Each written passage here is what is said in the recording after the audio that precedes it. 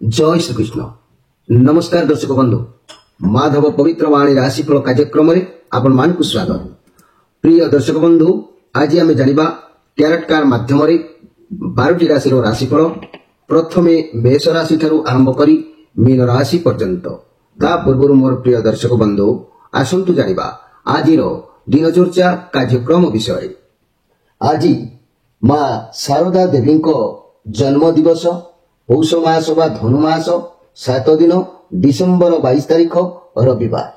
मोर प्रिय दर्शक बंधु आज सप्तमी 23 दंड 33 अहरात्र 3टा 84 पर्यंत पूर्वा फाल्गुनी नक्षत्र मल 4 दंड 36 दिवा 8टा 9 मिनिट पर्यंत।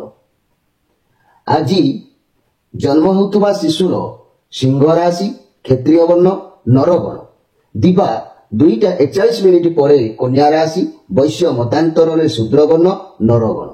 आज मृत्यु व्यक्तिर 2 पाद पुष्कर दोष दिवा 8टा 9 मिनिट पर 3 पाद पुष्कर दोष।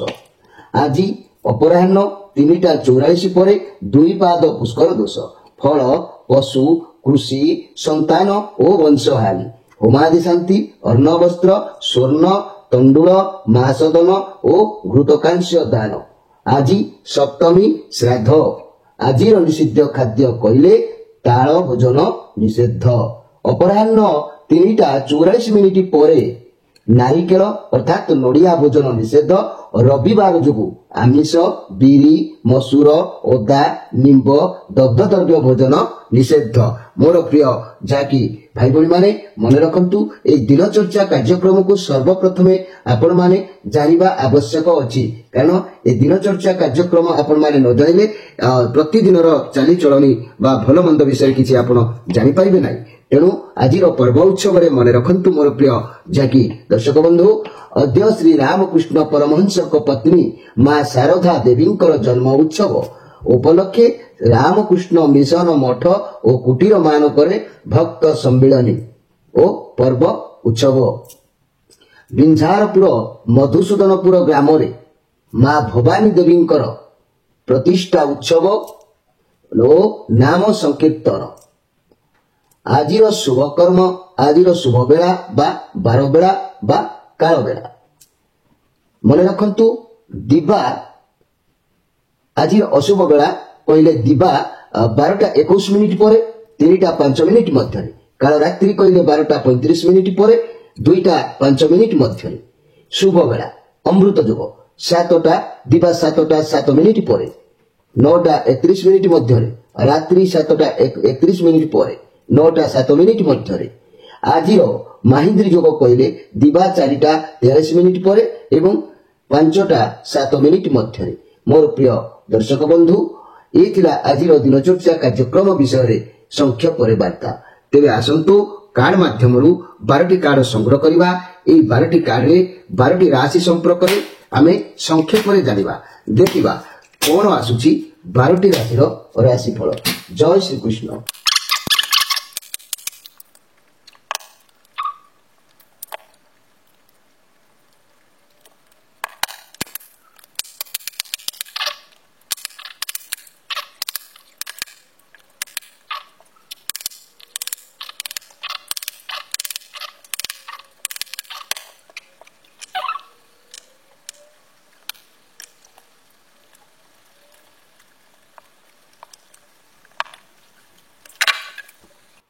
प्रथमे जानिबा मेष राशि विषय। मोर प्रिय मेष राशि आज आपणकर समय अन्य मानक मत अनुसार जाई पारे।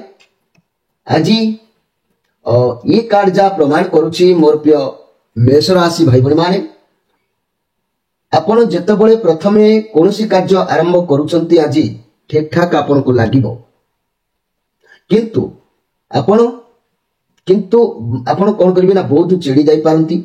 आपण चाहिए भी भाबिबे मु ये कार्य बाहर जीवी किंतु बाहरी पारिबे नाही। आपण बहुत ओवरलोड रे रही पारंती, बहुत अधिक प्रेशर आपण को ऊपर आज पड़ी पारे। आपण को ऊपर बहुत दायित्व बढ़ी जाउची। आपण को आखो पाख लोक माने आपण को किछि याडू साडू कहि पारंती। केयरफुल रहंतु मोर प्रिय मेष राशि। अधिक किछि भाबंतु नाही, आगो को आपण को सफलता निश्चित मिलिबो। हार मानतु नाही। जहाँ भी आपणकर इच्छा अच्छी बहुत शीघ्र सफल हम। को कम भी आपणकर आज मन लगी न पारे मोर प्रिय मेष राशि भाई भौणी माने। मनी कैरियर व्यवसाय को नजर कले कार्य क्षेत्र में बहुत अधिक काम प्रेशर पड़ो।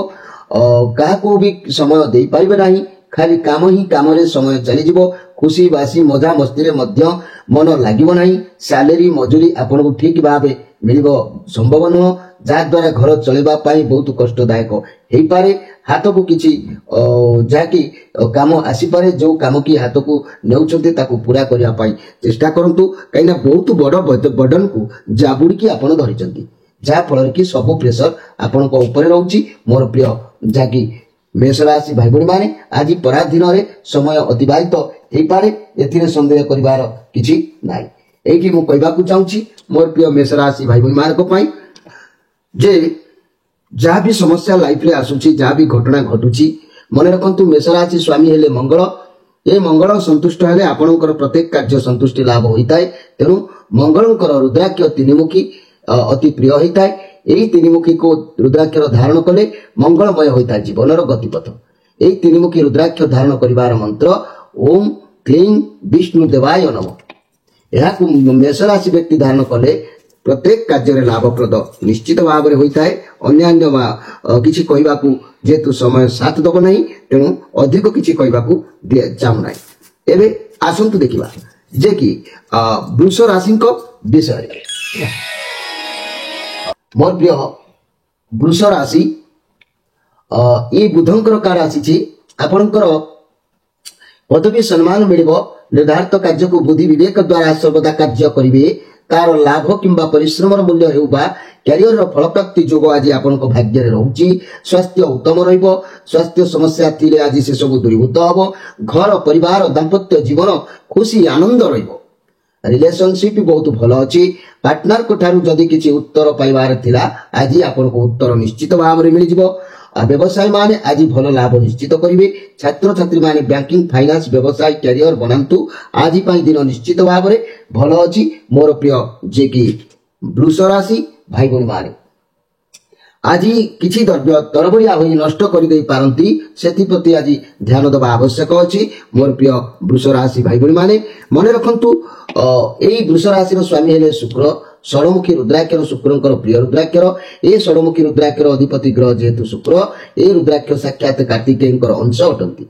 व्यवसाय रे तीक्ष्ण वृद्धि सृष्टि करिताय। लक्ष्मी प्राप्ति दुख दारिद्रतार मुक्ति देइताय ए रुद्राक्षर। यार मंत्र ओम ह्रीं नमः शिवाय कार्तिकेय नमः। एहाकू गाई घिरे रखी धारण कले मोतिया बिंदु मध्य भल होइताय एवं शुक्र क्षय रोग जदि बा यौन रोग नपुंसकता रोग थाए ता मध्य दूरीभूत होइताय। मोर प्रिय वृष राशि भाई भौणी माने एबे आसंतु देखिबा जे कि मिथुन राशि विषय। मोर प्रिय मिथुन राशि ये रिवर्स आसी। ये चंद्रमांकर कार्ड। ये कार्ड रिवर्स कार्ड। तेणु रिवर्स कार्ड आसी जेहेतु आपण वर्तमान किछि निष्पत्ति नै पारि नांती, नै पारिबे नाही। निज ऊपर आपनकर संदेह रहिबो। बारंबार सेही भूल करूचंती, बहुत खराब हेउची आपनक साथी। आपनक समस्ते ब्लेम करूचंती। तेणु मोर प्रिय मिथुन राशि भाई भौणी माने आपण निजको सजाड़ू, निजको कंट्रोल रे रखिबा को चेष्टा करंतु। जेहेतु ये रिवर्स कार्ड आसीची तेणु ये कार्ड कहूची जे कि बारंबार माने सेही गोटे भूल करि चालुचंती। आपनकर संदेह अछि, बारंबार सेही गोटे भूल करूचंती, बहुत खराब हेउची आपनक साथी। तेणु आपण समस्ते आपण को ब्लेम करि पारंती, सेति प्रति आज ध्यान देबे मोर प्रिय मिथुन राशि भाई भौणी माने। एमिति किछि ममतारे मायारे छंदी होई किछि भूल करंतु नाही, जो भूल रो परिणाम पुणी आपण को ही भोगिबा को पड़ी पारे। मोर प्रिय मिथुन राशि भाई भौणी माने एबे जदि ए मिथुन राशि भाई भौणी मान को कथा कहबी, ए स्वामी हेले मिथुन राशिंकर बुध। बुधंकर प्रिय रुद्राक्ष रहला चतुर्मुखी। चारिमुखी रुद्राक्ष साक्षात ब्रह्मा अटंती। यार अधिपति ग्रह होचंती बुध। विद्या आध्यात्मिक ज्ञान शक्ति, संतान प्राप्ति, स्मरण शक्ति, बुद्धि लागी ए रुद्राक्षर सफलता प्रदान करिताय। साक्षात्कार परीक्षा रे सफलता, सामाजिक प्रतिष्ठा रे उपयुक्त अटे। यार बीज मंत्र ओम ह्रीं ब्रह्म देवाय नमः। ए मंत्र को उच्चारण करी ए चतुर्मुखी रुद्राक्षर आपण धारण कले निश्चित भाव में उपकृत हेबे। एबे आसंतु देखिबा कर्कट राशि विषय। मोर प्रिय कर्कट राशि जदि मु कहबी ये कार्ड बृहस्पति कार्ड आसी आपण को आसुथिबा समय रे कई महिला आसी पारंती जे कि बहुत शक्तिशाली भी से ही पारंती आपण को लाइफ रे से महारानी ही पारंती कि लव पार्टनर ही पारंती जीवन को बदलाई देवार गोटे आभास ये कार्ड रे स्पष्ट भाव रे उल्लेख जणा जाउची। तेणु जो मानकर संतान नाहंती से मानको घर को नया सदस्य भाव रे आसी पारंती कि बंधु भी आसी पारंती जा भी हो आपण को खुशी निश्चित भाव रे अछि। घर परिवार दाम्पत्य जीवन अति उत्तम रहिबो। लव रिलेशन बहुत सुंदर रहिबो। व्यवसाय माने नुआ ग्राहकी मान को पाइबार सफलता हासिल करिवे। छात्र छात्री माने उत्तम पाठ पढ़ा पढ़ी रे मन निश्चित भाव रे निवेश करिवे। एथिरे संदेह करिवार किछि नाही। मोर प्रिय जाकी कर्कट राशि आज जदि मन रे सत सचेतन न हुए ताने पराजय ही पारंती। तेणु सत्य रखंतु विजय हासिल करंतु। तेणु मोर प्रिय कर्कट राशि भाई बहन माने आपण मानकर स्वामी हैला चंद्र। ए चंद्रकर प्रिय रुद्राक्षर दुईमुखी। ए दुईमुखी रुद्राक्षर अधिपति ग्रह हेले चंद्र। यह स्वयं शिव शंकर अर्ध नारीश्वर अटंती। यह को धारण कले शिव पार्वती प्रसन्न होइतांती। ए रुद्राक्षर मंत्र ओम नम अर्ध मासोर देवाय नम। ए रुद्राक्षर को कर्कट राशि व्यक्ति मान धारण कले उत्तम फल निश्चित भाव में प्राप्ति होता है। एथिरे संदेह करिवार किछि नाही। एबे आसंतु देखिबा जे कि सिंह राशि विषय। मोर प्रिय सिंह राशि जदि मु कहबी मोर प्रिय सिंह राशि ये बहुत भल कार्ड आसी। जहाँ भी परिस्थिति अच्छी बहुत भल अच्छी। वर्तमान समय बहुत भल चली। नुआ किछि आरंभ करूछंती भल हबो। जेते अधिक परिश्रम करिवे सेते अधिक फल मिलिबो। मनी कैरियर व्यवसाय को नजर कले चाकरी क्षेत्र रे बा चाकरी जदि करूछंती तेबे प्रमोशन मिलिबार जोग कहूची। काम बहुत भल करिवे बहुत सपोर्ट मिलिबो। जदि पार्टनर बिजनेस करूछंती बहुत भल लाभ मिलिबो। आपन को पाखरे जेतिकी पैसा आसीबो सेतिकी रे आपण निश्चित भाव रे संतुष्टि लाभ करिवे। जदि स्वास्थ्य समस्या थिला तेबे बहुत शीघ्र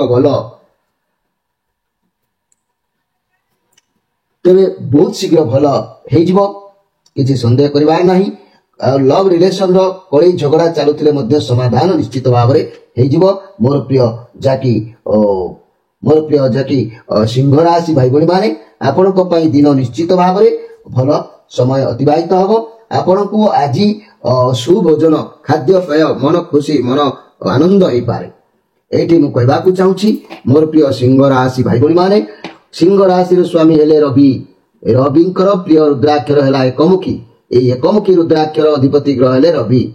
एकमुखी रुद्राक्षर को साक्षात शिव परती स्वरूप अटंती। यह को धारण कले ब्रह्म हत्या दोषरु पापी को मुक्ति मिलता है। ए रुद्राक्षर धारण मंत्र ओम ह्रीं नम। यह को सिंह राशि व्यक्ति मान धारण कले शुभ फल प्राप्ति होता है। एबे आसंतु देखिबा जे कि कन्या राशि विषय। मोर प्रिय कन्या राशि ये जो कार्ड आसी चंद्रमांकर कार्ड वर्तमान परिस्थिति आपनकर कष्ट साध्य होई पड़ी पारे। कारण आपनकर जा भावना परिस्थिति को जिनिस को ग्रहण करू नाहंती मन करूछंती। कारण आपनक पाखरे दुईटा चांस रहउची।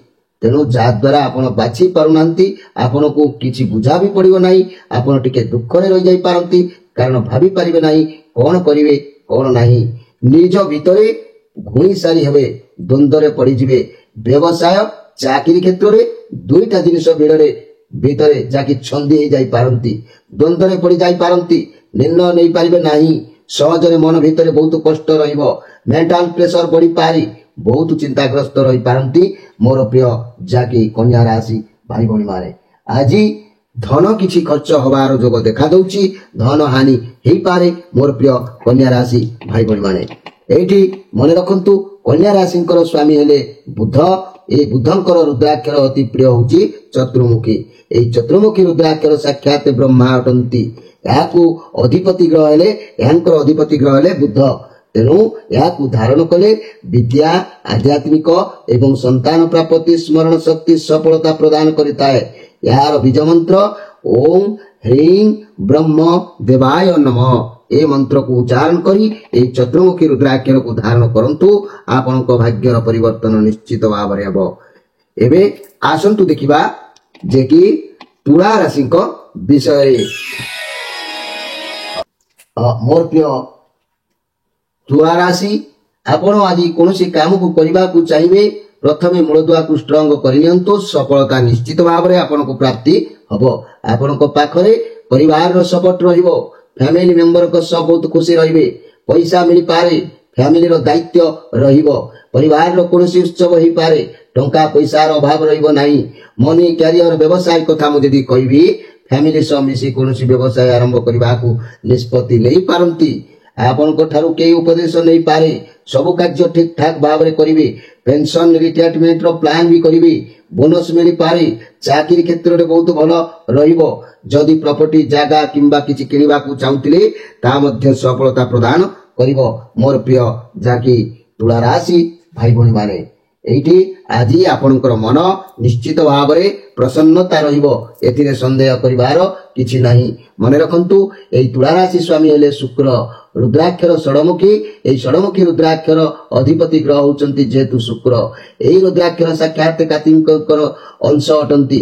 ଏହାକୁ ଧାରଣ କଲେ ବ୍ୟବସାୟରେ ତୀକ୍ଷ୍ଣ ବୃଦ୍ଧି, ଲକ୍ଷ୍ମୀ ପ୍ରାପ୍ତି, ଦୁଃଖ ଦାରିଦ୍ରତାରୁ ମୁକ୍ତି, ନେତ୍ର ସମ୍ବନ୍ଧୀୟ ରୋଗ ତ୍ରାହି ମିଳିଥାଏ। ତେଣୁ ଏହାର ବୀଜ ମନ୍ତ୍ର ଓಂ ହ୍ରିଂ ନମଃ ଶିବାୟ କାର୍ତ୍ତିକେୟ ନମଃ ଏ ମନ୍ତ୍ରକୁ ଉଚ୍ଚାରଣ କରି ଏହି ରୁଦ୍ରାକ୍ଷରକୁ ଆପଣ ଧାରଣ କଲେ ଆପଣଙ୍କର ନିଶ୍ଚିତ ସଫଳତା ପ୍ରଦାନ ମିଳିବ। ଏବେ ଆସନ୍ତୁ ଦେଖିବା ଯେ କି ବିଛା ରାଶିଙ୍କ ବିଷୟରେ।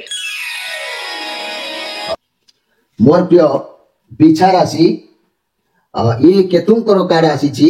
ଆପଣ ଅତୀତରେ ଯାହା ବି ପରିଶ୍ରମ କରିଥିବେ ତାହାର ଫଳ ଆପଣଙ୍କୁ ନିଶ୍ଚିତ ମିଳିବ।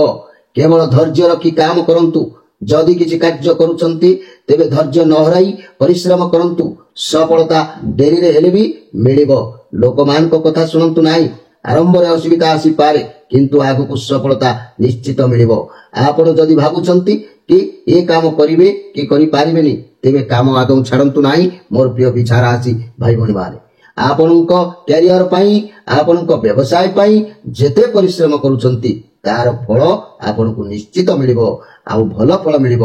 ପରିଶ୍ରମ କରିଚାଲନ୍ତୁ। ନିଜ ଲକ୍ଷ୍ୟ ଉପରେ ଧ୍ୟାନ ଦିଅନ୍ତୁ। ଅତୀତରେ ଯେତେ ପରିଶ୍ରମ କରୁଛନ୍ତି ତାହା ଆଗକୁ ଆପଣଙ୍କୁ ସାହାଯ୍ୟ ନିଶ୍ଚିତ ଭାବରେ କରିବ। ବ୍ୟବସାୟ ଆରମ୍ଭ କରୁଛନ୍ତି ଯେବେ, ତେବେ ଆରମ୍ଭରୁ ବ୍ୟବସାୟ ଭଲ ଚାଲି ନପାରେ, କିନ୍ତୁ ନିଶ୍ଚିତ ଭାବରେ ଆଗାମୀ ପାଇଁ ବହୁତ ମଜବୁତ ହବ, ଷ୍ଟ୍ରଙ୍ଗ ରହିବ, ବହୁତ ଗ୍ରୋ କରିବ। ଆଜି ଆପଣ ମାନଙ୍କୁ ନିଶ୍ଚିତ ଭାବରେ କିଛି ଅଭ୍ୟର୍ଥନା ପ୍ରାପ୍ତି ହବାର ଯୋଗ ମଧ୍ୟ କହୁଛି। ମୋର ପ୍ରିୟ ବିଛା ରାଶି ଭାଇ ଭଉଣୀ ମାନେ, ଏହି ବିଛା ରାଶି ଭାଇ ଭଉଣୀ ମାନଙ୍କର ଯଦି ଆମେ ଦେଖିବା, ସ୍ୱାମୀ ହେଲେ ମଙ୍ଗଳ। ରୁଦ୍ରାକ୍ଷର ତିନିମୁଖୀ, ଏହି ତିନିମୁଖୀ ରୁଦ୍ରାକ୍ଷର ଅଧିପତି ଗ୍ରହ ହେଉଛନ୍ତି ମଙ୍ଗଳ। ଏହି ତିନିମୁଖୀ ରୁଦ୍ରାକ୍ଷର ଧାରଣ କଲେ ମାନେ ଅସ୍ଥି ଯାହାକି ଗଣ୍ଠି ବ୍ୟଥାର ରୋଗ ନିବାରଣ ହୋଇଥାଏ। ଅନେକ ସମସ୍ୟାରୁ ମୁକ୍ତି ମିଳିଥାଏ। ଏହାର ବୀଜ ମନ୍ତ୍ର ଓಂ କ୍ଲିଂ ବିଷ୍ଣୁ ଦେବାୟ ନମଃ ଏ ମନ୍ତ୍ରକୁ ଉଚ୍ଚାରଣ କରି ଆପଣ ମାନେ ଏହି ତିନିମୁଖୀ ବା ଏହି ରୁଦ୍ରାକ୍ଷ ତିନିମୁଖୀ ରୁଦ୍ରାକ୍ଷରକୁ ଆପଣ ମାନେ ନିଶ୍ଚିତ ଭାବରେ ଧାରଣ କରନ୍ତୁ। ଦେଖିବେ ଆପଣଙ୍କର ଦିନ ନିଶ୍ଚିତ ଭାବରେ ମଙ୍ଗଳମୟ ରହିବ। ଏବେ ଆସନ୍ତୁ ଦେଖିବା ଯେ କି ଧନୁ ରାଶିଙ୍କ ବିଷୟରେ। ମୋର ପ୍ରିୟ ଧନୁ ରାଶି, ଆଜି ଆପଣ ଯାହା ବି ଭାବିବେ ତାହା ହିଁ କରିବେ। ଆପଣ ଯାହା ଭାବିବେ ତାହା ହିଁ କରିବେ। ଯାହା ଆଜି ଆପଣ ଖାଲି ବସିବାକୁ ବି ଭଲ ପାଇବେ ନାହିଁ, କିନ୍ତୁ ଏ ହର କାର୍ଡ ନୟ ଆଜ୍ଞା। ଆପଣ ଯେଉଁ କାର୍ଯ୍ୟ ଭାବିଚିନ୍ତି କରିବେ ନାହିଁ, କିଏ ଜାଣେ ଆଗକୁ ସଫଳତା ଦେଇପାରେ କି ନ ଦେଇପାରେ। ତେଣୁ ଆଜି ଆପଣ ଯାହା କାମ କରୁଛନ୍ତି ଭାବି ଚିନ୍ତିକି କରନ୍ତୁ, ଭଲ ନିଶ୍ଚିତ ହବ। ଘର ପରିବାର ଦାମ୍ପତ୍ୟ ଜୀବନ ବହୁତ ଭଲ ରହିବ। ଲଭ୍ ରିଲେସନରେ ବହୁତ ଖୁସି ମିଳିବ।